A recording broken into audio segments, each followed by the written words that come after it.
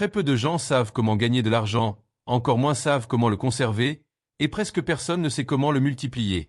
L'une des raisons pour lesquelles beaucoup ne deviennent pas millionnaires est qu'ils ne considèrent même pas cette possibilité. Ils sont convaincus par les gens autour d'eux qu'ils devraient se contenter de leur situation financière actuelle. Une autre raison est que beaucoup ne comprennent pas les principes fondamentaux de l'argent. C'est curieux de voir comment les écoles enseignent à lire, écrire, les mathématiques, l'histoire et la géographie, ainsi que la façon de réussir des examens, mais n'abordent jamais le sujet de comment devenir riche. Devenir extrêmement riche semble être un sujet réservé aux fantasmes, aux films et aux jeux de divertissement. Allumez la télévision ou faites une recherche sur Internet et vous trouverez de nombreux conseils financiers absurdes, avec des spécialistes suggérant des astuces pour économiser de l'argent, comme acheter des produits moins chers ou faire le plein de carburant pour économiser sur l'essence. Mais le conseil qui me fait le plus rire est le suivant. Si vous arrêtez d'acheter et de boire du café, vous économiserez $1000 par an. Vous pourriez économiser $1000 par an toute votre vie et ne jamais devenir riche, juste vieillir. Un autre spécialiste prêche que toute dette est mauvaise et qu'en l'évitant, vous serez sur la bonne voie.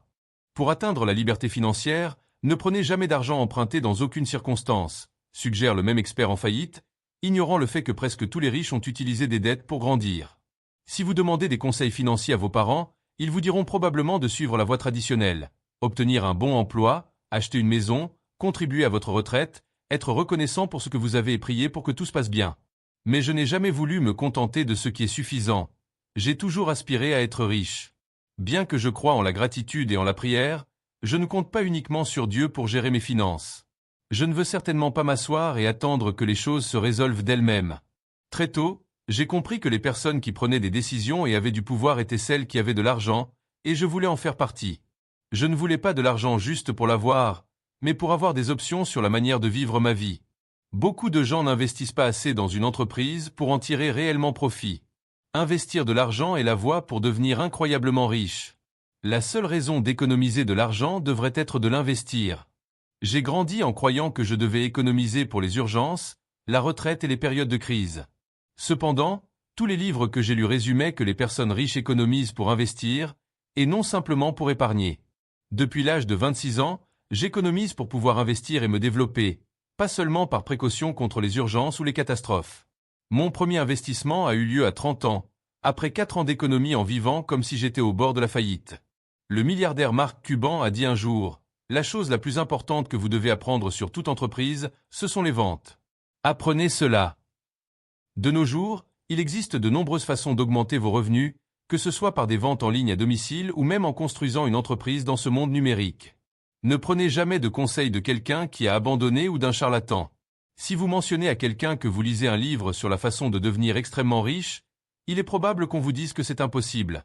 Essayez d'appeler quelques amis et de dire la même chose, et je vous garantis qu'au moins un d'entre eux dira « Mec, sérieusement, la seule personne qui va devenir riche, c'est l'auteur du livre que tu achètes. » Le problème est que beaucoup acceptent des conseils financiers de personnes qui ont des difficultés financières ou qui ont abandonné.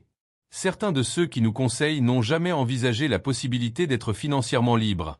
Si vous regardez au-delà du bruit et de la confusion, vous découvrirez qu'il existe un petit groupe de personnes qui ont construit une immense fortune. Ils semblent être des aimants pour la prospérité et la richesse, prospérant presque magiquement, peu importe ce qui se passe.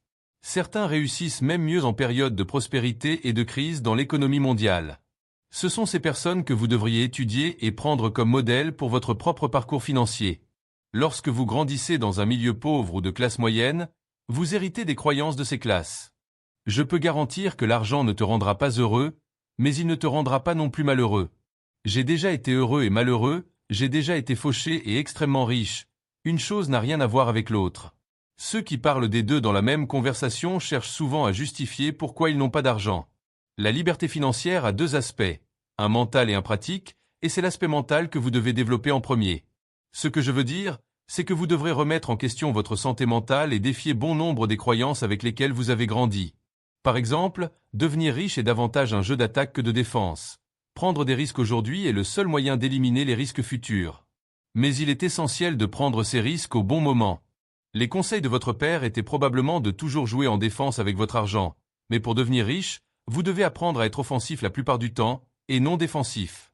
La richesse ne tient pas compte de l'âge, du sexe ou de votre histoire, elle ne vous traitera pas avec compassion et n'a aucun sentiment. N'importe qui peut jouer le jeu de l'argent, mais vous devez adopter une attitude offensive pour gagner.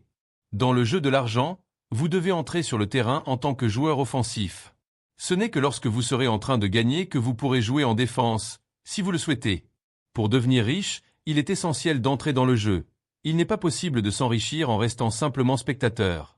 Il n'a jamais été aussi facile de devenir riche qu'aujourd'hui. L'année dernière, 500 000 familles aux États-Unis sont devenues millionnaires grâce aux nombreuses.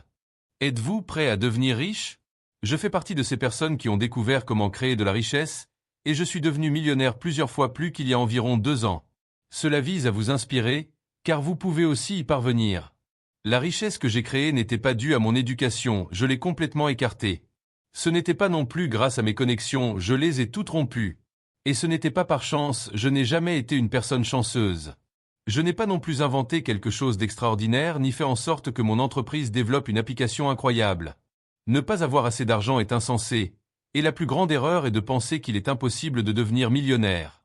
La plupart des gens ne croient tout simplement pas que cela puisse arriver. Donc, la première chose que vous devez faire est de décider de devenir millionnaire, multimillionnaire ou milliardaire. Si c'est ce que vous voulez, vous devez en prendre la décision et ensuite vous rappeler de cette décision encore et encore. Prenez la décision dès maintenant de devenir millionnaire. Cette décision nécessite d'abord que vous abandonniez la mentalité de classe moyenne et que vous adoptiez une mentalité de millionnaire. Vous devez abandonner votre mentalité petite et défensive d'éviter les risques. Il n'a jamais été aussi facile de devenir riche, mais c'est impossible de le faire sans changer votre mentalité. Il y a tellement d'argent dans le monde aujourd'hui et tant de façons de créer de la richesse, mais cela ne se produira pas si vous vous contentez de peu. Les personnes pauvres se plaignent, tandis que les riches prennent des responsabilités. Si vous voulez de l'argent, vous devez arrêter de vous plaindre et payer le prix pour devenir riche aujourd'hui, afin de pouvoir payer n'importe quel prix à l'avenir.